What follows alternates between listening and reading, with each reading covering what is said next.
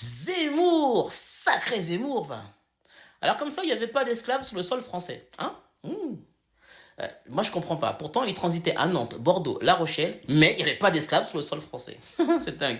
Et l'autre, la présentatrice de CNews, là, qui dit quoi? Qui dit rien. Elle dit rien du tout. Même pas, elle va dire non, tu sais, Zemmour, t'as déconné. Non, mais non, il y en avait au moins un. Non, rien, il y avait rien. Sacré Zemmour, là.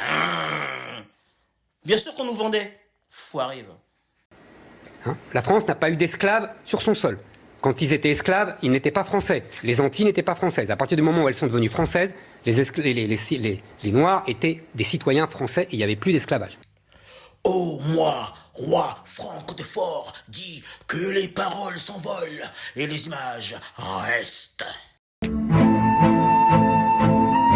À Bordeaux, les premiers bateaux de traite arrivent vers 1671.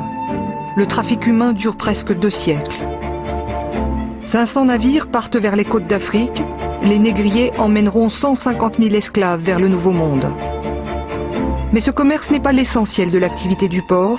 La traite n'a pas enrichi la ville. C'est un commerce opportuniste pour quelques Bordelais. Les acteurs de la traite, ce sont tous les Bordelais. Ce sont les armateurs, ce sont les marins, ce sont les capitaines, ce sont les investisseurs financiers, ce sont les assurances. La cargaison négrière était assurée, les marchandises, le bateau, les noirs étaient assurés. Et tout petit commerce de détail, ceux qui vendent de la pacotille, qui vendent des toiles, etc. Il y avait un commerce extrêmement important qui était lié à la traite. Et en tout cas, l'activité négrière est une activité qui a fait vivre beaucoup de monde à Bordeaux au XVIIIe siècle. On voit cette femme, donc qui date du règne de Louis XV, avec un négrillon, vous voyez, sur le côté. En fait, il avait un rôle un petit peu d'enfant de compagnie. Et vous voyez, on le voit représenté ici avec un collier, avec un fer. Et à Bordeaux, il y avait une très forte présence de Noirs au XVIIIe siècle. Les capitaines négriers ramenaient pour leur propre compte exactement donc 4 Noirs de traite. Donc ces Noirs étaient vendus à des armateurs, à négociants, à des bourgeois, à des aristocrates.